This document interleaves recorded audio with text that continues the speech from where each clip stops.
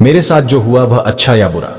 कई बार हम बहुत ज्यादा ही अपनी लाइफ को लेकर सीरियस हो जाते हैं कि जैसे ही कुछ बुरा हुआ तो हम उदास हो जाते हैं, और पल भर में जब कुछ अच्छा घटित होता है तो हम खुश हो जाते हैं। हमारे विचार बहुत जल्दी ही बदल जाते हैं। हम यह नहीं सोचते कि जो कुछ घटित हुआ है वह हमारे लिए अच्छा है या बुरा। हमारे साथ घटी घटना का भविष्य में क्या प्रभाव पड़ेगा यह हमें खुद पता नहीं होता है। आज यह कहानी आपको कठिन परिस्थितियों में धैर्य का महत्व सिखाएगी। एक समय की बात है, एक किसान था जिसके पास एक घोड़ा था। वह अपने इस घोड़े से बहुत प्यार करता था। उसे अपने घोड़े पर बहुत गर्व था, जो किसान की कमाई का जरिया भी था।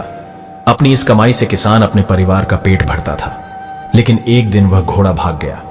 उसके भागने के बाद समाज के लोग और उस किसान के पड़ोसी उसके पास आकर उससे कहने लगे, हे भगवान, तुम्हारा घोड़ा जिस पर तुम्हें बहुत घमंड था वह तो भाग गया। उसको सांत्वना देने लगे कि उसके साथ बहुत बुरा हुआ। लेकिन किसान ने उसका जवाब बहुत ही सहजता से देते हुए कहा, हां, बहुत बुरा हुआ। फिर अगले दिन घोड़ा वापस आ गया। लेकिन सिर्फ घोड़ा वापस नहीं आया, बल्कि वह अपने साथ 3 जंगली घोड़े भी लाया।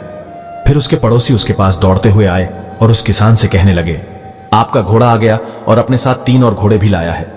यह तो बहुत अच्छी बात है, आपकी किस्मत तो बहुत अच्छी है।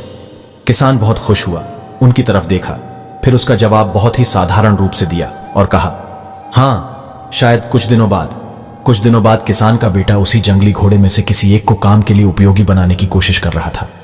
लेकिन इसी कोशिश के दौरान घोड़े ने उसे जमीन पर पटक दिया और उसका पैर बुरी तरह से टूट गया।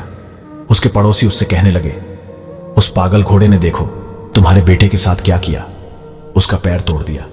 यह तो बहुत बुरा हुआ। किसान दुखी हुआ और फिर से उसी तरह जवाब दिया और कहा, हां, शायद मेरे बेटे के साथ गलत हुआ। अगले दिन सेना के कुछ जवान उस किसान के घर आते हैं जो जंग छिड़ने के कारण नए जवानों की भर्ती कर रहे होते हैं।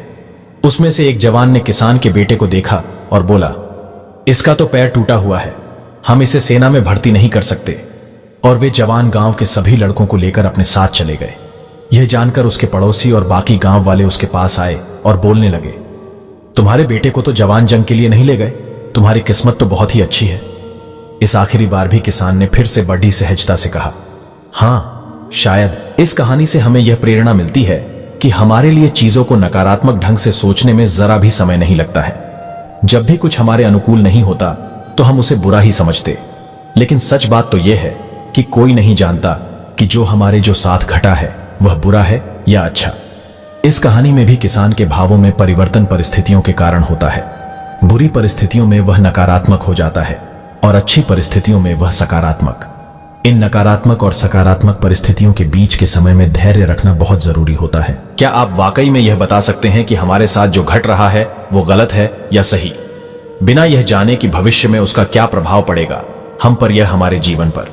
मुझे लगता है आपका जवाब होगा, नहीं।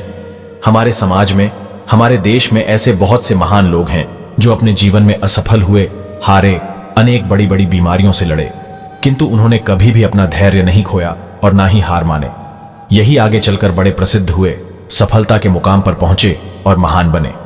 हमारे बड़े बुजुर्ग सही ही कह गए हैं कि जो होता है अच्छे के लिए होता है। यह छोटी सी लाइन हमें बहुत कुछ सिखा जाती है और यह बात हमें कभी नहीं भूलनी चाहिए।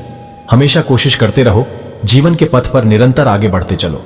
आपको बस यह करना है, 1, किसी बात को लेकर ज्यादा परेशान नहीं होना है। 2, अपने आप को शांत रखना है। 3, अपने काम से काम रखना है। वीडियो कैसी लगी कमेंट में जरूर बताएं।